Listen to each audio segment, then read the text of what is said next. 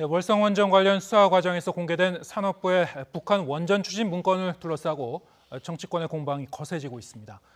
명백한 이적 행위라는 야당의 비판에 청와대가 이례적으로 법적 대응을 예고하는 등 여권도 강경하게 맞서고 있는데요. 주요 전국 현안 최진봉 성공회대 교수 그리고 김영준 명지대 교수 두 분과 진단해 보겠습니다. 자, 어서 오십시오. 안녕하세요.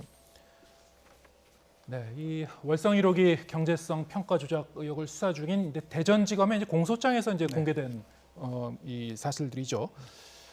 여기 이제 산업부 공무원들이 이제 삭제했다는 파일 중에 이제 북한의 원전 건설을 추진한다는 제목의 이제 문서들이 포함된 것으로 확인되면서 이 논란이 좀 커졌습니다. 이 산업부 공무원들이 애초에 왜 이런 그 문건을 작성을 했는지 그리고 또 왜 이걸 삭제했는지 사실 이 두 가지 점에서 상당히 좀 의구심이 있는 그런 측면이 있는데요. 최 교수님은 이들 문건을 삭제한 배경 어떻게 보고 계십니까? 지금 제가 그게 왜 삭제됐느냐고 단정적으로 얘기할 수 있는 상황은 아닌 것 같고요. 검찰이 수사 중이니까 수사를 해서 왜 삭제를 했는지 그리고 그 내용이 뭔지 하는 부분을 밝혀야 한다고 생각을 해요. 그리고 삭제한 그 상황은 분명히 잘못됐죠.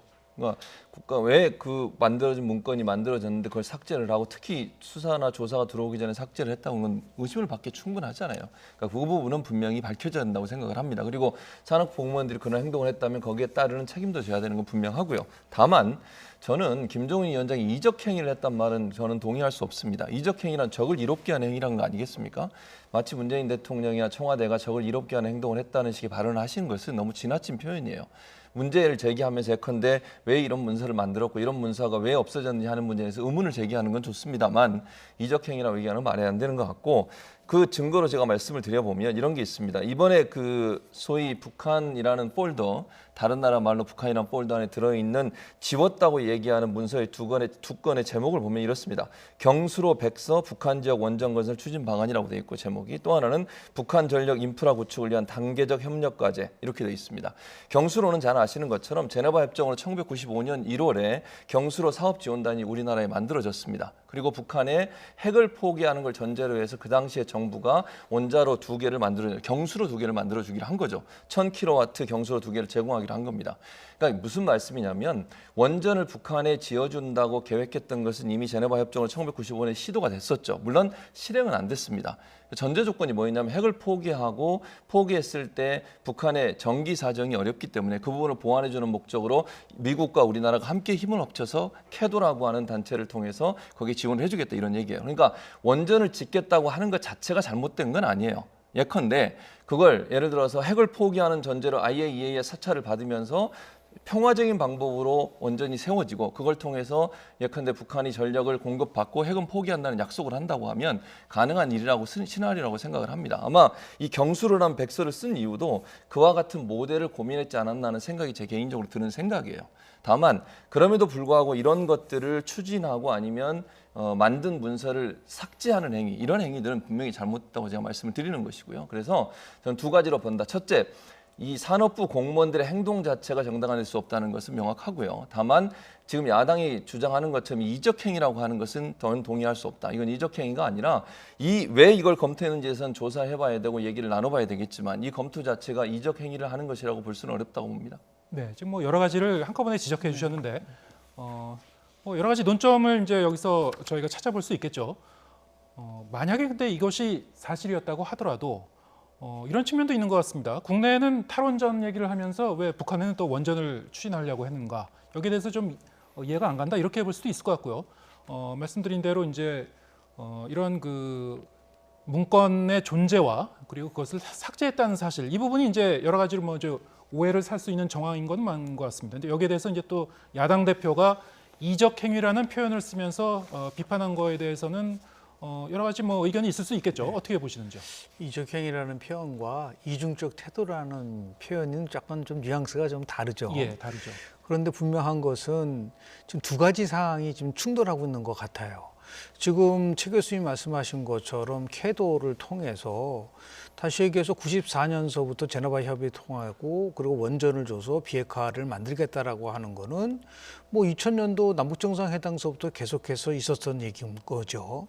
자, 그렇다고 한다면 그것은 분명하게 정부도 그런 식으로 공개적으로 투명하게 얘기를 했으면 전혀 문제가 되지는 않다고 저는 봐요.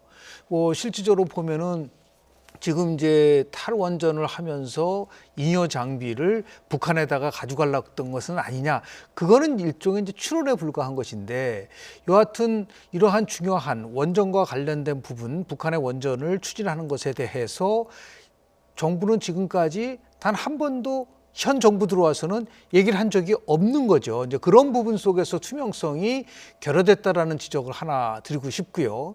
두 번째는 실제로 조금 전에 앵커께서 말씀하신 것처럼 자, 탈원전이라는 것을 현 정부가 들어와서 추진했을 때 가장 강조한 거는 뭐죠? 안전성에 위험이 있다 때문에 그런 거 아니겠습니까? 자, 그렇다고 한다면 그것을 우리가 원칙으로 한다면 한반도에는 원전이 만들어져서는 안 되죠. 왜냐하면 이제 북한에 원전이 건설됐을 때 정말 안전의 위험성이 있다고 한다면 굳이 북한에만 영향을 미치는 건 아니잖아요. 대한민국에도 영향을 미치는 거기 때문에 어떠한 경우든 간에 탈원전을 핵심적인 국정과제로 삼았다고 한다면 북한에 대해서 원전을 추진하겠다라는 것 자체는 이거는 모순적이라고 볼 수밖에 없는 부분이 있지 않습니까? 이런 부분들이 두 가지가 굉장히 현 정부가 곤혹스러울 수밖에 없는 것이고, 그 문제와 관련돼서 저는 아주 굉장히 간단하다고 보는데요. 지금 파일을 삭제한 사람들이 지금 검찰에서 구속돼서 재판 중이잖아요. 그렇다고 한다면 그 사람들을 정확하게 왜 이렇게 했는지에 대한 것들을 우선적으로 좀 알아볼 필요가 있지 않는가라는 생각이 듭니다. 왜냐하면 4월 27일 날 1차 남북정상회담을 했고, 뭐 그 과정 속에서 USB가 건너졌고 그 USB 내에 발전소라는 내용이 포함이 돼 있다고 한다고 하면, 그리고 분명히 산업자원부에서는 5월 2일부터부터 5월 14일까지 원전과 관련된 자료를 만들었다고 한다면, 지금 뭐 여권에서 얘기한 식으로 앞으로 남북관계가 좋아질 때를 대비해서 만들어진 것이다, 그렇게 해석하기에는 이게 너무나 큰 중대한 문제가 있는 것이기 때문에, 여하튼 여러 과정 속에서 제일 중요한 것은 도대체 USB 내용에 뭐가 있는 것이고, 그리고 왜 탈원전이라는 것은 하면서 북한에다가 그런 식으로 원전을 추진하려고 했었던가에 대한 명쾌한 대답을 저는 정부가 할 필요가 있지 않나 생각을 좀 합니다. 네. 지금 이제 여기에 대해서 뭐 여당이나 뭐 청와대나 뭐 터무니없는 것이다, 뭐 이런 게 이제 기본 입장인 것 같고요. 실질적으로 그 같은 내용을 이 남북 관계에서 정책으로 추진한 적이 없다, 실체가 없는 내용이다라고 이제 얘기를 하고는 있습니다. 그런데 이제 청와대가 이 월성 원전 그 재판에 대해서는 그동안 이제 상당히 좀 말을 아끼는 모습이었는데, 이 문제에 대해서는 강경 대응을 예고하고 있죠. 법적 조치를 예고하고 있는데, 아무래도 뭐 그 맥락상 뭐 선거를 앞두고 있는 그런 시점도 있고, 뭐 이런 것과 맞물려 갖고 우리가 해석해 볼 수 있겠죠. 그렇죠. 그러니까 이게 그냥 원전을 지어주기로 했다 이렇게만 이미지가 딱 생겨버리면 상당히 이거는 부정적인 영향을 미칠 가능성이 있죠. 선거에 있어서 잘 아시는 것처럼 선거 때마다 이 북한 관련된 여러 가지 지원이나 이런 게 상당히 그 여러 가지 영향을 미칠 수 있는 중요 이슈 중에 하나였거든요. 그래서 아마 제가 볼 때는 이번 이제 그 보궐선거를 앞두고서 이 이슈가 전체 여론에 미칠 악영향을 고려한 것 같아요. 그래서 좀 즉각적으로 청와대가 나선 게 아닌가 하는 생각이 들고요. 어쨌든 왜냐하면 지금 현재 그 산업부의 공무원들이 이런 행위를 해서 지금 구속돼서 수사를 받고 있는 상황이고 재판도 진행되고 있는 상황인데, 이게 그냥 아무 얘기도 안 하고 있으면 사실화될 수 있는 위험성이 있는 거죠. 그러니까 청와대 입장에서는 적극적으로 반응을 하지 않으면 이게 그냥 여론에서 또 언론에서 여러 가지 보도가 계속되고 어떤 해명이나 아니면 반박 자료가 안 나온 상태에서 계속 보도가 되다 보면 이게 선거에 악영향을 미치는 가능성이 충분히 있는 사안이에요. 그러다 보니까 제가 볼 때는 적극적으로 나섰다고 보여지고요. 그러니까 청와대의 워딩은 그거 아니겠습니까? 남북 정상회담이나 내용에 있어서 원전을 지어주겠다든지 원전 관련된 얘기는 전혀 없었다는 거예요. 그럼 이제 우리가 의문이 생기는 거잖아요. 김 교수님 지적하는 것처럼 기본적으로 왜 그러면 산업부 공무원들이 이걸 만들었을까 하는 문제예요. 이건 이제 밝혀져야 한다고 저는 보거든요. 누가 이걸 지시했고 어떤 과정에서 이게 만들어졌는지 하는 부분을 풀어야 된다고 봐요. 그래야 이제 국민들의 의문이 풀어지겠죠. 저는 그 부분은 조사를 통해서 해야 된다고 봅니다. 검찰이 수사를 하고 있으니까 왜 이런 문서를 작성하게 됐으며 어떤 연유에서 또 누구까지 보고가 됐는지 하는 부분은 수사를 통해서 밝혀져야 돼요. 다만 청와대 공식 반응이나 입장은 대통령이나 아니면 청와대가 공식적으로 북한의 원전을 지어주겠다고 제안을 하거나 아니면 남북 정상회담을 하는 과정에서 그런 얘기가 오간 게 없다라고 지금 밝히고 있기 때문에 그거는 그 워딩 그대로 일단 받아들여야 한다고 저는 보고요. 만약의 경우에 그게 거짓이라면 나중에 뭐가 나타나겠죠. 근데 지금 상황에서는 아무런 증거가 없는 상태에서 야당이 일방적으로 이적 행위를 했다고 이렇게 주장을 하는 것은 그 자체가 너무 지나친 행위이고 정치적으로 또 다른 어떤 그 뭐랄까요 파장을 가져올 수 있는 그런 내용이기 때문에 제가 볼 때는 청와대 입장에서는 적극적으로 반응을 할 수밖에 없는 상황이었다 이렇게 보여집니다. 청와대에서 어떤 구체적인 법적 조치를 취할 수 있을까요? 어떤 내용에 대한 법적 조처냐라는 거죠. 그러니까 네, 이제 제일 야당의 김종인, 대표가 네, 김종인 위원장에 대해 위원장이 한 발언에 대해서 이적 일단 행위라는 얘기한 것 것 같고요. 자체가 예. 부품 공작이라는 거잖아요. 예. 그게 과연 법적으로 이적 행위라는 말을 했다고 해서 야당 대표에 대해서 문제를 삼을 수 있다는 뭐 정치적 공방은 있을 수 있지만 이걸 자꾸만 우리 항상 얘기하지만 이 정치의 사법화 문제를 가지고 우리가 그동안 수없이 많이 얘기를 했었잖아요. 예. 정치로 풀어야 할 물들을 정치로 풀지 못한다고 한다면 저는 이 문제와 관련돼서는 지금 뭐 집권 5년 차잖아요. 대통령께서 김종인 비대위원장 청와대에서 봅시다. 만나서 이 상황에 대해서 실은 이렇고 저렇고 해서 이렇게 된 것이고 해서 차라리 설명을 하는 게 정치적 해법일 것 같아요. 그러고 나서 충분히 납득하는 상황이 있었다라고 하는 것이 맞는 것이지 이것을 즉각적으로 법적 대응하겠다고 하니까 당장 야당에서 뭐냐 그러면 이게 뭔가 있긴 있는가 보다 이렇게 과민 반응을 하는 것 자체가 이상하다라고 하는 거니까 우리 정치에서 지금 너무나 좀 부족한 부분들이 있으면 리더십에 대한 부분들이 좀 실종된 부분들이 좀 있어서 다만 이제 걱정스러운 거는 항상 얘기하잖아요. 여당에서도 진실은 침몰하지 않는다. 어쨌든 간에 두 개에서 만약에 이 문제와 관련돼서 특히 북한의 반응이 지금 어떻게 나올지에 대해서도 우리는 좀 몰라요. 또 하나 지금 구속돼 있는 산업부의 공무원들이 어떤 발언을 할지도 지금 모릅니다. 그런 상황 속에서 정부가 무조건 이거 법적 대응하겠다라고 하는 것보다는 좀 차분하게 이 상황에 대해서 왜 그렇다고 한다면 이 일이 있었는지에 대해서도 청와대 차원에서 그 당시에 산업부에서 어떤 일이 있었는지를 면밀히 다 검토를 해야 되는 거 아닌가요? 그리고 나서 충분하게 이 상황에 대한 것을 좀 숙지한 다음에 법적 대응이라는 게 나오고 이렇게 즉각적으로 나는 반응을 보이는 것은 오히려 좀 바람직하지 않다고 보고 또 하나는 이걸 자꾸만 4월 재보궐선거 문제와 가지고 여권에서 얘기를 하는데 4월 재보궐선거가 지금 야당에게 불리합니까? 야당에 불리하지 않아요. 오히려 불리한 거는 여당이죠. 거꾸로 된다면 그럴 수가 있죠. 여당이 뭐 거의 압도적으로 이기기 때문에 야당이 선거에서 승리하기 위해서 뭐 부품 공작을 했다. 그러면 모르겠지만 지금 뭐 꼭 야당이 불리하다고 볼 수도 없는 부분이기 때문에 이거는 굉장히 중요한 문제예요. 특히 문재인 대통령의 여러 가지의 지금 문제를 이제 해결하는 과정 속에서 보여줄 수 있는 또 측근 임기 말이잖아요. 더욱더 이 부분에 대해서는 좀 신중하게 접근을 좀 해야 될 필요가 있지 않을까 생각을 좀 합니다. 네. 오히려 이번 사안을 계기로 대화를 통해서 그렇습니다. 오해를 풀어야 된다 이런 말씀이시고요. 사실 근데 최 교수님 의견으로는 이제 4월 재보궐선거에 이 사안이 영향을 줄 수 있다고 보시는지요? 그렇게 봐요. 왜냐하면 이게 워낙 민감한 사안이잖아요. 그러니까 예를 들면 북한에 뭘 지어주기로 했다 이렇게 되어버리면 보수적인 성향이나 중도에서 좀 보수적 성향을 갖고 있는 분들 입장에서는 상당히 민감하게 반응할 수 있는 사안이라고 보여지거든요. 그러니까 이게 그냥 지어주기로 했다 이렇게만 끝나버리면 안 되고 제가 아까 말씀드린 것처럼 그러니까 북한의 원전을 짓겠다고 하는 문제는 아주 오래전부터 아까도 설명하셨잖아요. 김 교수님도 여러 가지 진행돼 왔던 일이에요.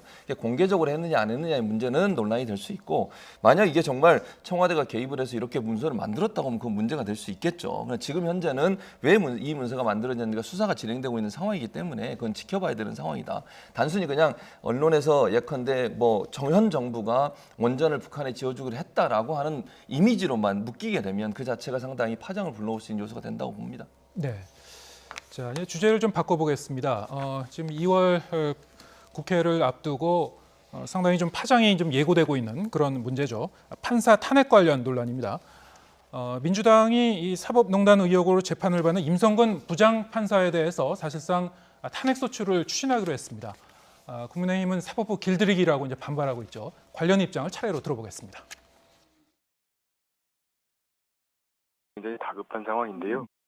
아무런 징계도 없이 이번에 퇴직을 하게 될 것 같아요. 그렇게 되면 이제 정관 변호사로 활동도 할 수 있고요. 예. 그래서 당연히 정관 예우도 예측이 되는 것이고 예. 또 퇴직연금도 받을 수 있고 공무단위권 제한도 안 되고 이래서 이게 굉장히 큰 논란이 되고 있고요. 법원의 코드 인사와 판결을 이끌어내기 위한 길들이기 탄핵이라고 밝혀진다고 하면 감당하기 힘든 국민적인 역풍을 감내해야 할 것입니다. 네, 지금 임 부장판사의 혐의를 다시 한번 정리해 보면요. 박근혜 전 대통령의 이제 세월호 참사 당일 행적, 이른바 세월호 7시간 이 의문을 제기한 일본 기자였죠. 일본 기자의 재판에 이제 개입한 의혹을 받고 있습니다. 당시 이제 임 부장판사가 청와대 입장을 반영하기 위해서 판결문을 미리 보고받았다는 거죠. 그러고 나서 이제 수정하라고 지시했다는 것이 이제 핵심 혐의입니다. 자, 그런데 여기에 대해서 이제 또 과연 이제 직권남용 혐의로 처벌을 할 수 있겠느냐? 이제 판결이 나왔는데 1심에서는 또 무죄가 선고됐었어요. 네네. 자, 이 부분이 이제 이 법원은 이 위헌적인 행동이었다라고 하면서도 직권남용 혐의로 또 처벌할 수는 없다. 언뜻 보면은 좀 저걸 어떻게 이해해야 되나 이런 부분도 좀 있긴 있는데요. 좀 정리해 주시죠. 상호 약간 이해가 좀 충돌되는 부분들이 좀 있는 것 같아요. 예. 법관이라고 해도 헌법과 법률을 위반하면 탄핵받을 수 있는 것이죠. 그런데 실제로 일반 법관에 대해서 탄핵 소추는 헌정사상 처음인데 네. 직권남용이고 더 나아가서 헌법에서 보장된 법관의 독립성을 침해했다라는 게 이제 핵심적인 탄핵 이유라고 좀 보는데요. 그런데 판결문 전체로 보면은 위헌적인 요소는 있으나 그 재판에 개입한 거는 어떤 면에서 보면 권유나 더 나아가서 조언 정도에 불과하다라고 재판부가 판결을 내린 거란 말이에요. 예. 자, 그렇다고 한다면은 이유 어떻든 간에 재판부의 얘기를 우리가 경청하고 들을 수밖에 없지 않느냐. 박근혜 대통령 탄핵될 때 헌법재판소가 탄핵한 이유를 3가지를 들었어요. 첫 번째는 이 권력남용, 두 번째는 이 국정농단이 너무 지속적으로 됐었다. 세 번째는 탄핵을 하는 것이 실보다는 득이 많다라고 해서 탄핵을 내렸습니다. 자, 그 기준에 따라서 임 판사 탄핵과 관련된 거를 만약에 우리가 비교해 본다면 첫 번째는 권한남용은 없다는 게 지금 1심에서 나왔고요. 두 번째는 이게 지속적으로 임 판사가 사법농단을 한 것도 아니고, 세 번째는 2월 달이면 이제 물러날 사람인데 예. 이게 탄핵을 했을 때 실효성이 있는 거냐, 이런 관점에서 본다고 한다면 혹시 이게 다른 의도를 가지고서 탄핵을 추진하는 것은 아니냐라고 하는 의혹이 일 수 있는 부분들이 있어서 되도록이면은 사법부에서 있었던 것들은 사법부 내에서 해결되고, 그리고 문제점이 있으면 그걸 해결할 수 있는 방법을 찾는 게 오히려 더 제가 볼 때는 상권 분립의 원칙에도 맞지 않을까라는 생각을 저는 개인적으로 합니다. 네, 지금 말씀하셨듯이 이제 사실 이제 다음 달이면은 이 법법을 벗을 예정인 그런 인물에 대해서 과연 이 탄핵을 추진하는 것이 실효성이 있겠느냐, 이 부분이 좀 제기되고 있는 건 맞습니다. 예. 여기 대해서 어떻게 보시는지요? 그러니까 일단 지금 말씀하신 것은 실효성의 문제를 얘기하시는데 이렇게 볼 수 있어요. 이분이 그냥 그만두고 나가잖아요. 만약에 탄핵을 안 당하고 그냥 두고 나가면 아무런 제재나 아무런 피해를 당하지 않고 또 변호사로 일을 하실 겁니다. 그런데 이분이 지금 했던 행동을 보면요, 그 위헌적 행위라고 하는 말이 그 판결문, 이 임성근 부장판사의 판결문에 6번 나옵니다. 위헌적 행동을 했다. 네. 그러니까 법관의 독립을 훼손하는 행동을 했고, 그것이 위헌적 행동이라는 게 6번 지적이 됩니다. 예. 전국 법관 대표자 회의에서도 탄핵 소추가 필요한 사안으로 입장을 정리해서 발표를 했습니다. 법관들이 볼 때도 이건 탄핵 당해도 마땅하다고 결정을 내린 거라고 저는 봅니다. 사법부에서는 왜 이걸 판결을 못 내렸냐? 이게 직권남용 권리행사 방해거든요. 왜 이게 직권남용이 안 되냐면 그 직권, 본인의 권리 안에 그게 포함되어 있지 않아서 그런 거예요. 그러니까 하지 말아야 될 일이에요. 제가 다시 말씀드리면 본인의 이제 이모 판사라고 지금 그분이 이제 원래 재판을 하고 있는 분인데, 그분한테 얘기해서 판결 내용을 보고해라. 법관은 각자가 독립적으로 판결을 하고 그 판결에 어느 누구로부터 영향을 받으면 안 되는 것입니다. 아무리 자기보다 부장에 있는 판사라 하더라도 개별 판사가 판단하는 내용에 어떻게 개입을 합니까? 그리고 내용도 일정 부분 수정하도록 압박을 가했다는 정황들이 나오고 있습니다. 그게 판결문에도 다른 법관의 자유와 그다음에 법관의 독립을 침해해서 위헌적 요소가 있다라고 얘기한 겁니다. 다만 형법상으로 그렇게 개입하는 게 본인의 권리 안에 또는 직무 안에 속해 있지 않은 거예요. 임성근 부장판사에. 그래서 처벌을 못한 거예요. 법이 그걸 본인의 업무 안에 포함시켜 놨다면 처벌이 됐겠죠. 그래서 형법으로 처벌을 못했기 때문에 무죄가 나온 겁니다. 이 사람이 잘못을 안 했다고 얘기한 게 아니라 판결문 아까도 말씀드린 위헌적 행위라는 게 6번 나왔다는 얘기예요. 그러면 자, 국회법에는 판사들에 대해서 판액할 수 있도록 규정이 돼 있습니다. 물론 지금 현재 이거는 초유의 사태고 한 번도 해본 적이 없는 겁니다. 그러면 하면 안 되는 겁니까? 그럼 국회법은 왜 그 규정을 만들어 놨습니까? 만들어 놓은 이유는 이런 일이 발생했을 때 이런 일들에 대해서 처벌하도록 하는, 처벌은 아니지만 징계를 할 수 있도록 하는 조항을 만들어 놓은 거 아닙니까? 그런데 한 번도 안 했다고 해서 그걸 하면 안 된다고 생각하는 건 저는 아니라고 봐요. 그리고 이분이 한 행동은요, 어떤 이유로도 이해할 수 없는 행동입니다. 자기보다 아무리 아래에 있는 법 판사라 하더라도 그 판사의 재판에 개입을 하고 그것도 특히 청와대가 섭섭해한다 이런 말들을 하면서까지 압박을 가했다고 하면 이분한테 뭔가 불이익이 있어야 되는 거 아니겠습니까? 이분이 2월에 나가는 것도 제가 볼 때는요, 계속 있으면 여러 가지 징계를 받을 것에 대한 우려가 있지 않았나 하는 개인적 판단이 있습니다. 그래서 본인은 나가면 그냥 변호사 하는 겁니다.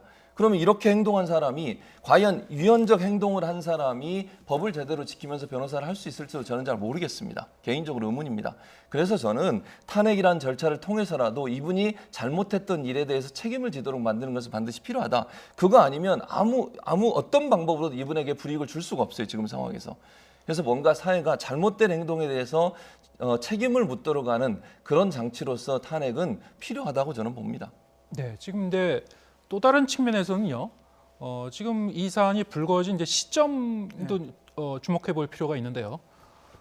국민의힘이 이제 결국 이제 사법부 길들이기라고 이제 여기에 대해서 강하게 반발하고 있는데, 여기에는 최근에 이제 일련의 사건에 대한 이제 사법부의 판결 결과에 대한 뭐 불만의 표출일까요? 이런 것도 좀 맞물려 있는 게 아닌가 이런 시각이 있는 것 같습니다. 어떻게 보시는지요? 지금 최 교수님 말씀하신 것처럼 네. 분명한 것은 위헌적인 행위는 있었지만 법적 근거가 없다. 네. 그렇기 때문에 탄핵은 해야 된다라고 한다면, 정상적인 국회라고 한다면은 다 이러한 일들이 계속 일어날 수 있는 가능성이 있다고 했을 때 처벌 근거를 만들어야 되는 거 아닌가요?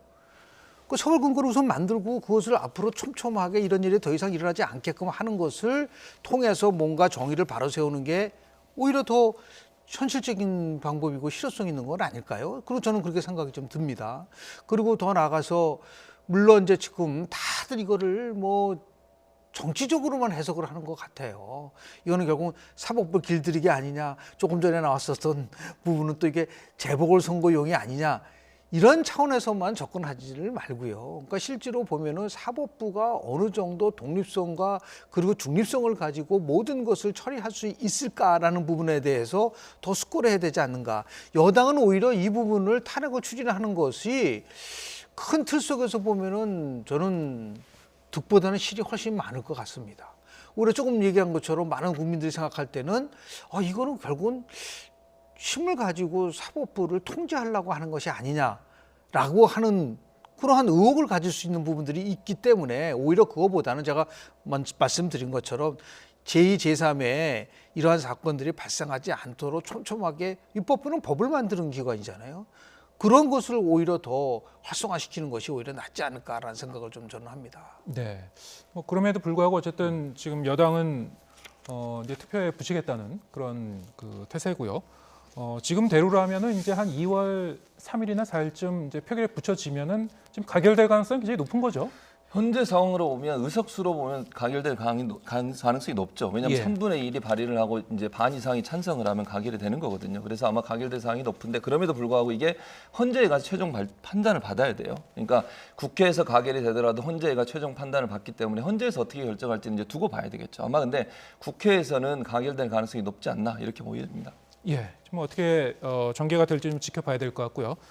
또 다른 주제 좀 짚어보겠습니다. 지금 이제 4월 보궐선거를 앞두고 사실 이제 정치권이 어느 때보다 이 입조심, 말조심해야 되는 그런 시기인데요. 계속 잇따라서 이제 많은 정치인들이 설화에 휩싸였습니다. 서울에서는 이제 오세훈 전 서울시장이 이른바 혐오 발언 논란으로 구설수에 올랐죠. 총선 패배 원인을 특정 세대, 특정 지역 출신이 많기 때문이다 이렇게 얘기를 한 건데요. 자, 왜 이런 발언을 했을까요? 패배 원인에 대한 얘기를 하면서 2,700표, 한 2,800표 차이로 패배를 했는데요. 네.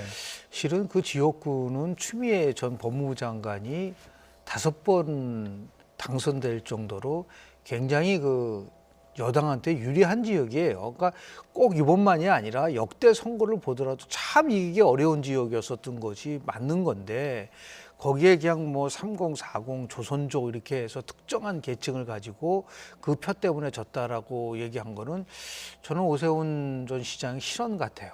아무리 그렇다 하더라도 뭐 열심히 했지만 최선을 다했지만 나름대로 국민의 그 동의를 받지 못했습니다. 라고 얘기를 하는 것이 오히려 더 좋았지 않았나 생각이 좀 들고요. 저게 이제 두고두고 이제 문제가 될 수 있는 부분들이 있거든요. 그래서 국민의 선택은 항상 옳다는 생각을 가지고 접근하는 것이 오히려 정치인이 가져야 될 중요한 자세가 아닌가 저는 생각을 좀 합니다. 네. 자, 그런가 하면 이제 민주당에서는 박재호 의원의 말실수가 있었죠. 부산에 계신 분들이 보수 언론을 너무 많이 봐서 나라 걱정만 한다. 자, 이것이 좀 한심스럽다. 이런 발언을 했습니다. 박 의원이 뭐 사과를 하긴 했지만 선거에 좀 악재가 되지 않을까 뭐 이런 시각도 있는데 어떻게 전망하시는지요? 그럴 가능성이 있죠. 이런 네. 발언을 하면 안 되죠. 한심하다는 표현을 어떻게 씁니까? 유권자들의 선택에 대해서 또 유권자들이 어떤 생각을 갖고 있든 존중을 해야 된다고 저는 봐요. 어떤 이유로 해서든 뭐 본인이 속으로 그런 생각을 하는 건 모르겠습니다만 이게 공개된 장소에서 발언하는 과정에 있어서 지역 주민에게 한심하다는 표현을 쓸 수 있는 겁니까? 저는 정말 잘못했어요. 저는 깊이 사과해야 되고요. 앞으로도 또 자리가 있다면 또 사과해야 한다고 저는 봐요. 그래야만 본인이 정말 뭐를 잘못했는지를 명확하게 인식하고 그걸 정말 부산 시민들 앞에 깊이 사과하지 않으면 선거에도 악영향을 미칠 수밖에 없죠.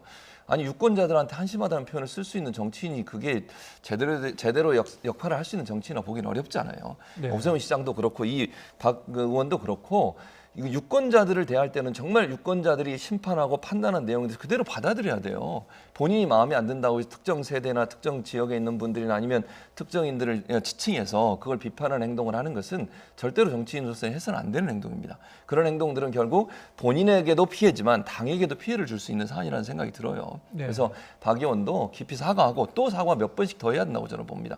기회 있을 때마다 사과하는 자세 필요합니다. 근데 실은 박재호 의원이 민주당 부산 시당위원장 아닌가요? 시당위원장 자리 내놨나요? 아직 모르겠습니다.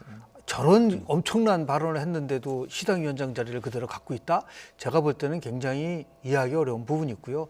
제가 볼 때 저거는 95년도에 있었던 핫바지론과 거의 비슷합니다. 그 당시에 네.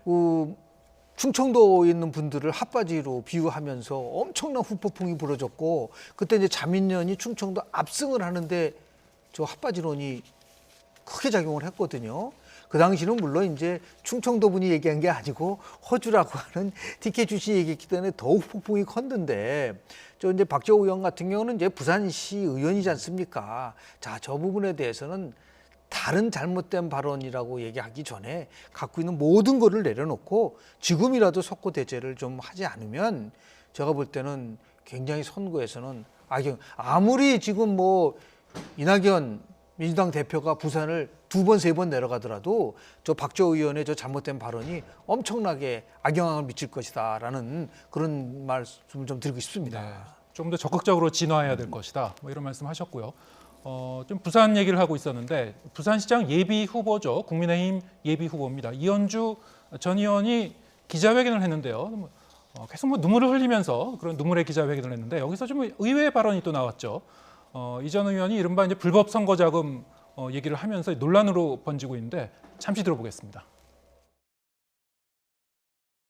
예비 후보 시절에도 방대한 조직을 움직이면서 여론 조성을 해야 하는데 그것만 제대로 하려 해도 한 달에 좋게 수억씩 들어갑니다. 그리고 그 자금은 후보자 개인이 다 충당할 수 없기 때문에 불가피하게 불법 자금을 받아서 써야 하는 상황이 됩니다. 네, 저 기자회견 자리가 사실은 이제 가덕도 신공항 특별법 네. 통과를 위해서 지도부가 좀 힘써달라 촉구하는 그런 자리였는데 여기서 좀 그 원래 이제 얘기하는 내용과는 좀 맥락이 다른 그 발언을 했어요. 근데 이 좀 불법 선거 자금과 관련해서 이제 지금 그 더불어민주당 쪽에서도 여기에 대해서 상당히 좀 비판의 목소리를 높이고 있고요. 어떻게 보시는지요? 저기 좀 파장이 계속 좀 될 것 같습니까? 그러니까 이건 논란이 될 수 있죠. 예. 저는 근데 이게 좀 이해는 안 돼. 한 달에 수억 원의 불법 자금이 선거에 뿌려진다. 그러기 위해서는 결국 불법 자금을 받을 수밖에 없다라고 얘기를 하시는 얼마나 많은 분들이 이렇게 하시는지 잘 모르겠어요. 저는. 이원주 의원이 어떤 근거로 말씀을 하시는 본인의 경험인지 아니면 다른 사람의 근거인지 제가 잘 모르겠습니다만 이런 표현을 쓰는 거 과연 얼마나 많은 정치인이 한 달에 수억 원의 불법 자금을 쓸까요? 저는 잘 모르겠습니다. 그거는 있다고 하면 저는 그건 당연히 법의 심판을 받아야 되고 선관위에 신고해서 이런 일을 한 사람을 처벌받아야 되는 거 아닙니까? 이렇게 하면 안 되는 거잖아요. 그리고 불법 자금 받아가지고 나중에 그걸 지금 이원주 의원 말씀처럼 공짜겠습니까? 이렇게 얘기한 건 뭡니까? 그거 뒤를 봐주겠다는 얘기로 들리는 거 아니겠습니까? 왜 이런 얘기를 했는지 제가 이해를 잘 못하겠어요. 이원주 의원이 본인의 경험이라고 얘기도 안 했기 때문에 저는 이원주 의원의 개인이라고 생각하지도 않습니다만 이런 얘기를 하게 되면 결국은 뭔가 다른 걸 알고 있지 않나는 추측과 의혹이 생길 수밖에 없는 거 아니겠어요. 그래서 네. 왜 기자회견하면서 불필요하게 이런 얘기를 했는지 도저히 이해가 안 되고요. 만약에 본인이 이런 사례를 알고 있다면 이것도 저는 선관위에 당연히 고발해야 한다고 봅니다. 이런 일이 있었다고 하면 그건 불법이잖아요.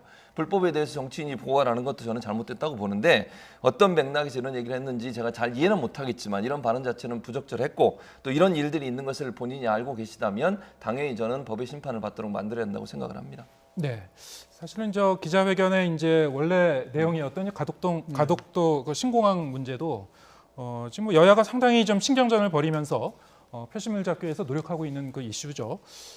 이제 당장 이제 월요일 날 김종인 비대위원장이 부산을 방문해서 입장을 밝힌다고 하는데 네. 이 부분도 상당히 좀 그 초미의 관심사가 될 것 같습니다. 앞으로 이제 여야가 이 부분에 대해서 어떻게 이제 풀어갈지. 자, 오늘 이제 이 부분에 대해서도 좀 심층 진단을 하려고 하는데 네. 오늘 이제 시간이 다 된 것 같습니다. 다음에 또 모시고 좀 더 전국 진단해 보도록 하겠습니다. 자, 오늘 최진봉 성공회대 교수, 김영준 명지대 교수 모시고 말씀 나눠봤습니다. 자, 오늘 말씀 감사합니다.